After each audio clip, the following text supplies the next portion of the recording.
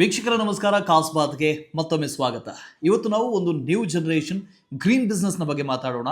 ಅದು ಬೇರೆ ಯಾವುದೂ ಅಲ್ಲ, ಪೇಪರ್ ಬಾಟಲ್ ಮ್ಯಾನುಫ್ಯಾಕ್ಚರಿಂಗ್ ಬಿಸ್ನೆಸ್. ಈ ಪ್ಲಾಸ್ಟಿಕ್ನ ಯುಗ ಮುಗೀತಾ ಬಂದಿದೆ. ಎಲ್ಲರೂ ಪ್ಲಾಸ್ಟಿಕ್ಗೆ ಬಾಯ್ ಬಾಯ್ ಹೇಳ್ತಾ ಇದ್ದಾರೆ.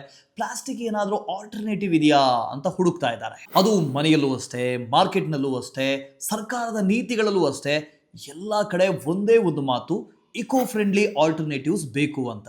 ಸೊ ಇದಕ್ಕೆ ಪರ್ಫೆಕ್ಟ್ ಆಲ್ಟರ್ನೇಟಿವ್ ಅಂದರೆ ಪೇಪರ್ ಬಾಟಲ್. ಇವತ್ತು ನಾವು ಈ ವಿಡಿಯೋದಲ್ಲಿ ಈ ಬಿಸ್ನೆಸ್ ಅನ್ನು ಶುರು ಮಾಡೋದು ಹೇಗೆ, ಭಾರತದಲ್ಲಿ ಇದರ ಬಿಸ್ನೆಸ್ ಅವಕಾಶ ಏನು, ಬೇಡಿಕೆ, ಮಾರುಕಟ್ಟೆ, ಬೆಳವಣಿಗೆ, ಮ್ಯಾನುಫ್ಯಾಕ್ಚರಿಂಗ್ ಪ್ರಕ್ರಿಯೆ, ವೆಚ್ಚ, ಲಾಭ, ಇದೆಲ್ಲದರ ವಿಶ್ಲೇಷಣೆ. ಸೊ ಈ ವಿಡಿಯೋದ ಕೊನೆಗೆ ಒಂದು ಕಂಪ್ಲೀಟ್ ಆದ ಮಿನಿ DPR ಅನ್ನು ಕೂಡ ಕೊಡ್ತೀವಿ. ಹಾಗಾಗಿ ಈ ವಿಡಿಯೋ ಮುಗಿಯೋದ್ರ ಒಳಗೆ ನಿಮಗೆ ಸ್ಪಷ್ಟವಾಗಿ ಈ ಬಿಸ್ನೆಸ್ ಅನ್ನ ಮಾಡಬೇಕೋ ಬೇಡವೋ ಅನ್ನೋದು ಗೊತ್ತಾಗುತ್ತೆ. ಹಾಗಾಗಿ ಫುಲ್ ವಿಡಿಯೋವನ್ನ ತಪ್ಪದೆ ನೋಡಿ. ಮೊದಲನೇದಾಗಿ ಈ ಪೇಪರ್ ಬಾಟಲ್ ಅಂದ್ರೆ ಏನು ಮತ್ತು ಇದರ ಫ್ಯೂಚರ್ ಏನು ಅಂತ ನೋಡೋಣ. ಪೇಪರ್ ಬಾಟಲ್ ಅಂದ್ರೆ ಪ್ಲಾಸ್ಟಿಕ್ ಗೆ ಬದಲಾಗಿ ತಯಾರಿಸಲಾದ 90-95% ಕಾಗದದದ್ದೇ ಬಾಟಲ್. ಒಳಗೆ ಲಿಕ್ವಿಡ್ ಲೀಕೇಜ್ ಆಗದಂತೆ PLA ಅಂದ್ರೆ ಪ್ಲಾಂಟ್ ಬೇಸ್ಡ್ ಲೈನರ್ ಅಥವಾ ಫುಡ್ ಸೇಫ್ ಕೋಟಿಂಗ್ ಅನ್ನ ಹಾಕಿರ್ತಾರೆ. ಪೇಪರ್ ಬಾಟಲ್ಸ್ ಬಯೋಡಿಗ್ರೇಡಬಲ್ ಆಗಿರೋದ್ರಿಂದ ಎನ್ವೈರನ್ಮೆಂಟ್ ಗೆ ಝೀರೋ ಹಾರ್ಮ್. ಭಾರತದಲ್ಲಿ ಈಗಾಗಲೇ ಪ್ಲಾಸ್ಟಿಕ್ ಬ್ಯಾನ್ ಜಾರಿಗೆ ಬಂದಿದೆ, ಎಸ್ಪೆಷಲಿ ಸಿಂಗಲ್ ಯೂಸ್ ಪ್ಲಾಸ್ಟಿಕ್ಗಳು. FMCG, ಕಾಸ್ಮೆಟಿಕ್, ಆಯುರ್ವೇದ, ಆರ್ಗ್ಯಾನಿಕ್ ಬ್ರ್ಯಾಂಡ್ಸ್ಗಳು ಈಗ ಸಸ್ಟೈನೇಬಲ್ ಪ್ಯಾಕೇಜಿಂಗ್ ಗೆ ಶಿಫ್ಟ್ ಆಗ್ತಾ ಇದಾವೆ. ಇದು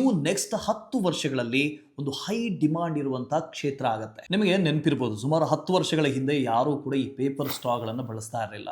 ಇವತ್ತು ಎಲ್ಲ ಕಾಫಿ ಶಾಪ್ಗಳು ಪೇಪರ್ ಸ್ಟ್ರಾನ ಮಾತ್ರ ಬಳಸ್ತಾ ಇದ್ದಾವೆ. ಇದೇ ರೀತಿ ರೆವಲ್ಯೂಷನ್ ಈಗ ಬಾಟಲ್ಸ್ಗಳಲ್ಲೂ ಕೂಡ ಬರ್ತಾ ಇದೆ. ನೆಕ್ಸ್ಟ್ ಮಾರುಕಟ್ಟೆ ಅವಕಾಶವನ್ನು ನೋಡೋದಾದ್ರೆ, ಒಂದೇದು ಸಸ್ಟೈನೇಬಲ್ ಪ್ಯಾಕೇಜಿಂಗ್ಗೆ ಹ್ಯೂಜ್ ಗ್ರೋತ್ ಇದೆ. ಭಾರತದ ಬಯೋಡಿಗ್ರೇಡಬಲ್ ಪ್ಯಾಕೇಜಿಂಗ್ ಮಾರುಕಟ್ಟೆ ಈಗ ವರ್ಷಕ್ಕೆ ಸುಮಾರು 10-15% ಗ್ರೋತ್ ಕಾಣ್ತಾ ಇದೆ. ಎರಡನೇದು FMCG ಮತ್ತು ಬೆವರೇಜ್ ಸೆಕ್ಟರ್ ಮ್ಯಾಸಿವ್ ಆಗಿ ಶಿಫ್ಟ್ ಆಗ್ತಾ ಇದೆ. ಲೈಕ್ ಜ್ಯೂಸ್ ಕಂಪನೀಸ್ಗಳು, ಮಿನರಲ್ ಬಾಟಲ್ ಬ್ರ್ಯಾಂಡ್ಸ್ಗಳು, ಕಾಸ್ಮೆಟಿಕ್ಸ್ಗಳು, ಹರ್ಬಲ್ ಪ್ರಾಡಕ್ಟ್ಗಳು, ಆಯುರ್ವೇದಿಕ್ ಆಯಿಲ್ಗಳು, ಇವತ್ತು ಎಲ್ಲರೂ ಕೂಡ ಎಕೋ ಫ್ರೆಂಡ್ಲಿ ಆದಂತಹ ಪ್ಯಾಕೇಜಿಂಗ್ ನ ಕಡೆಗೆ ನೋಡ್ತಾ ಇದ್ದಾವೆ. ಮೂರನೇದು ಸ್ಟಾರ್ಟ್ಅಪ್ ಇಂಡಿಯಾ ಪುಷ್. ಸರ್ಕಾರ ಬಯೋ ಬೇಸ್ಡ್ ಇಂಡಸ್ಟ್ರಿಗಳಿಗೆ ಹೆವಿ ಸಪೋರ್ಟ್ ಮಾಡ್ತಾ ಇದೆ. MSME ಲೋನ್ಸ್ ಆಗಿರ್ಬೋದು, ಈ ಸಬ್ಸಿಡೀಸ್ಗಳನ್ನು ಕೊಡೋದಾಗಿರ್ಬೋದು, ಟ್ಯಾಕ್ಸ್ ಬೆನಿಫಿಟ್ಗಳನ್ನು ಕೊಡೋದಾಗಿರ್ಬೋದು, ಇದನ್ನು ಹೆಚ್ಚು ಮಾಡಿದೆ. ನಾಲ್ಕನೇದು export potential. Europe, USA, UAE ಈ ಎಲ್ಲ ದೇಶಗಳಲ್ಲಿ ಪ್ಲಾಸ್ಟಿಕ್ ಈಗಾಗಲೇ ಬ್ಯಾನ್ ಆಗಿದೆ. ಅಲ್ಲಿ ಪೇಪರ್ ಬಾಟಲ್ಸ್ಗೆ ತುಂಬಾನೇ ಡಿಮಾಂಡ್ ಇದೆ. ಭಾರತದಲ್ಲಿ ಮ್ಯಾನುಫ್ಯಾಕ್ಚರಿಂಗ್ ಕಾಸ್ಟ್ ಕಮ್ಮಿ ಇದೆ, ಹಾಗಾಗಿ ಎಕ್ಸ್ಪೋರ್ಟ್ ಪೊಟೆನ್ಷಿಯಲ್ ತುಂಬಾನೇ ಹೆಚ್ಚಾಗಿದೆ, ಪ್ರಾಫಿಟ್ ಹೆಚ್ಚಾಗಿದೆ. ಐದನೇದು competition level. Very low level ನಲ್ಲಿ ಪೇಪರ್ ಬಾಟಲ್ ಅನ್ನ ಪ್ರೊಡ್ಯೂಸ್ ಮಾಡ್ತಾ ಇದ್ದಾರೆ, ಅಂದ್ರೆ ತುಂಬಾ ಕಮ್ಮಿ, ಅಂದ್ರೆ ಹ್ಯಾಂಡ್ಫುಲ್ ಅಷ್ಟು ಮಾತ್ರ ಮಾಡ್ತಾ ಇದ್ದಾರೆ. ಹಾಗಾಗಿ ನಮಗೂ ಕೂಡ ಅಲ್ಲಿ ಬಿಸ್ನೆಸ್ ಮಾಡೋದಕ್ಕೆ ಸ್ಪೇಸ್ ಇದೆ. ನೀವೆಲ್ಲಾದ್ರೂ ಅರ್ಲಿ ಎಂಟ್ರಿ ಮಾಡಿಕೊಂಡ್ರೆ ಮುಂದಿನ ವರ್ಷಗಳಲ್ಲಿ ಒಂದು ದೊಡ್ಡ ಬ್ರ್ಯಾಂಡ್ ಸಪ್ಲೈ ಚೈನ್ ಅನ್ನ ಸೃಷ್ಟಿ ಮಾಡಬಹುದು. ಹಾಗಾದ್ರೆ ಪೇಪರ್ ಬಾಟಲ್ ಅನ್ನ ಮ್ಯಾನುಫ್ಯಾಕ್ಚರ್ ಮಾಡೋದು ಹೇಗೆ, ರೆಡಿ ಮಾಡೋದು ಹೇಗೆ, ಸ್ಟೆಪ್ ಬೈ ಸ್ಟೆಪ್ ಹೇಳ್ತೀನಿ ಕೇಳಿ. Step 1, paper pulp making. Waste paper ಅಥವಾ ಭಾಗಸ್ ಗ್ರೈಂಡ್ ಮಾಡಿ ಪಲ್ಪ್ ಮಾಡಬೇಕು. Step 2, mould formation. ಬಾಟಲ್ ಮೋಲ್ಡ್ಗೆ ಪಲ್ಪ್ ಹಾಕಿ ಮೆಷಿನ್ ನಲ್ಲಿ ಪ್ರೆಸ್ ಮಾಡಬೇಕು, ಕಂಪ್ರೆಸ್ ಮಾಡಬೇಕು. Step 3, drying. Moulded bottle shape ಆಗಿ 4-6 ಗಂಟೆ ಹೀಟ್ ಮಾಡಿ ಅದನ್ನ ಡ್ರೈ ಮಾಡಬೇಕು. Step 4, coating. ಬಾಟಲ್ ನ ಒಳಗಡೆ ಲೀಕ್ ಪ್ರೂಫ್ ಕೋಟಿಂಗ್ ಮಾಡಬೇಕು. PLA ಆಗಿರ್ಬೋದು, ವ್ಯಾಕ್ಸ್ ಆಗಿರ್ಬೋದು, ಅಥವಾ ಫುಡ್ ಗ್ರೇಡ್ ಆಗಿರ್ಬೋದು. ಸ್ಟೆಪ್ 5, ಫಿನಿಶಿಂಗ್ ಮತ್ತು ಬ್ರ್ಯಾಂಡಿಂಗ್. ಬಾಟಲ್ ನ ಶೇಪ್ ಟ್ರಿಮ್ ಮಾಡೋದು, ಲೇಬಲ್ ಮಾಡೋದು, ಪ್ರಿಂಟ್ ಮಾಡೋದು, ಕ್ಯಾಪ್ ಫಿಟ್ ಮಾಡೋದು, ಇದಿಷ್ಟು.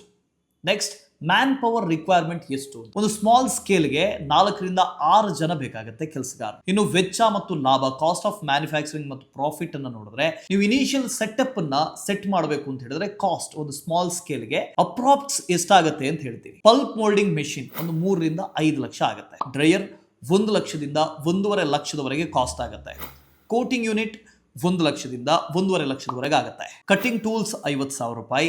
ರಾ ಮೆಟೀರಿಯಲ್ ಇನಿಷಿಯಲ್ ಸ್ಟಾಕ್ಗೆ ಒಂದು 40,000 ರೂಪಾಯಿ. ಟೋಟಲ್ ಸೆಟಪ್ ಮಾಡೋದಕ್ಕೆ ನಿಮ್ಗೆ 6-10 ಲಕ್ಷ ರೂಪಾಯಿ ಬೇಕಾಗುತ್ತೆ. ಇನ್ನು ಮ್ಯಾನುಫ್ಯಾಕ್ಚರಿಂಗ್ ಕಾಸ್ಟ್ ಪರ್ ಬಾಟಲ್ಗೆ ನೋಡಿದ್ರೆ, ಅಲ್ಲಿ ರಾ ಮೆಟೀರಿಯಲ್ ಒಂದು 2-3 ರೂಪಾಯಿ, ಎನರ್ಜಿ ಅಂದ್ರೆ ಕರೆಂಟ್, ಲೇಬರ್ 2 ರೂಪಾಯಿ, ಕೋಟಿಂಗ್ಗೆ 1 ರೂಪಾಯಿ. ಅಲ್ಲಿಗೆ ಟೋಟಲ್ ಒಂದು ಬಾಟಲ್ ಅನ್ನ ಮ್ಯಾನುಫ್ಯಾಕ್ಚರ್ ಮಾಡೋದಕ್ಕೆ 5-6 ರೂಪಾಯಿ ಬೇಕಾಗುತ್ತೆ. ಅದೇ ಸೆಲ್ಲಿಂಗ್ ಪ್ರೈಸ್ ನೀವು ನೋಡಿದ್ರೆ, B2B ಅಂದ್ರೆ ಬಿಸ್ನೆಸ್ ಟು ಬಿಸ್ನೆಸ್ ಆದ್ರೆ ಒಂದು 12-18 ರೂಪಾಯಿಗೆ ನೀವು ಸೆಲ್ ಮಾಡಬಹುದು. ಅದೇ ನೀವು D2C ಆದ್ರೆ, ಅದೇ ಕಸ್ಟಮೈಸ್ಡ್ ಎಲ್ಲಾದ್ರೂ ಮಾಡಿದ್ರೆ 20-30 ರೂಪಾಯಿಗೆ ಸೇಲ್ ಆಗುತ್ತೆ. ಪ್ರಾಫಿಟ್ ಮಾರ್ಜಿನ್ ಬಂದು ಗ್ರಾಸ್ ಪ್ರಾಫಿಟ್ 40-60%. ಅಂದ್ರೆ ಮಂತ್ಲಿ ಪ್ರೊಡಕ್ಷನ್ 10,000 ಬಾಟಲ್ಸ್ ನೀವು ಮಾಡಿದ್ರೆ ನೆಟ್ ಪ್ರಾಫಿಟ್ 60,000ದಿಂದ 2 ಲಕ್ಷದವರೆಗೆ ನೀವು ಮಾಡಬಹುದು, ಡಿಪೆಂಡಿಂಗ್ ಆನ್ ದ ಕೆಪಾಸಿಟಿ. ಇನ್ನು ROI ರಿಟರ್ನ್ ಆನ್ ಇನ್ವೆಸ್ಟ್ಮೆಂಟ್ ಒಂದು 6-12 ತಿಂಗಳಲ್ಲೇ ನೀವು ಮಾಡಿರೋ ಕಾಸ್ಟ್ ಏನಿದೆ, ಸೆಟಪ್ ಕಾಸ್ಟ್ ಏನಿದೆ, ಅದನ್ನ ರಿಕವರ್ ಮಾಡ್ಕೋಬಹುದು. ಇದಾಗಿತ್ತು ಪೇಪರ್ ಬಾಟಲ್ ಬಿಸ್ನೆಸ್ ನ ಕಂಪ್ಲೀಟ್ ಡೀಟೇಲ್ಸ್. ಈ ಬಿಸ್ನೆಸ್ ಪ್ಲಾಸ್ಟಿಕ್ ಬ್ಯಾನ್ ಆದ ನಂತರ ಕನ್ಸ್ಯೂಮರ್ ಇಕೋ ಅವೇರ್ನೆಸ್ ಹೆಚ್ಚಾಗಿರೋದ್ರಿಂದ, ಎಕ್ಸ್ಪೋರ್ಟ್ ಡಿಮಾಂಡ್ ಹೆಚ್ಚಾಗಿರೋದ್ರಿಂದ ಇದೆಲ್ಲವನ್ನ ಸೇರಿಸ್ಕೊಂಡಂತೆ ಒಂದು ಗೋಲ್ಡನ್ ಆಪರ್ಚುನಿಟಿ ಆಗಿದೆ. ನೀವು ಈ ಬಿಸ್ನೆಸ್ ಅನ್ನ ಈಗಲೇ ಶುರು ಮಾಡಿದ್ರೆ ಒಂದು ಮುಂದಿನ 5 ವರ್ಷಗಳಲ್ಲಿ ನಿಮ್ಮದೇ ಆದಂಥ ಒಂದು ಬ್ರ್ಯಾಂಡ್ ಅನ್ನು ಸೃಷ್ಟಿ ಮಾಡಬಹುದು. ಈ ಬಿಸ್ನೆಸ್ ನ ಕಂಪ್ಲೀಟ್ DPR ಬೇಕು ಅಂತಾದ್ರೆ ಕಮೆಂಟ್ ಮಾಡಿ, DPR ಅಂತ ಟೈಪ್ ಮಾಡಿ. ವಿಡಿಯೋ ಇಷ್ಟ ಆದ್ರೆ ಲೈಕ್ ಮಾಡಿ ಹಾಗೂ ಸಬ್ಸ್ಕ್ರೈಬ್ ಮಾಡೋದನ್ನ ಮರಿಬೇಡಿ. ಮುಂದಿನ ವಿಡಿಯೋದಲ್ಲಿ ಮತ್ತೊಂದು ಸೂಪರ್ ಬಿಸ್ನೆಸ್ ಐಡಿಯಾವನ್ನು ತರ್ತೀವಿ. Thank you.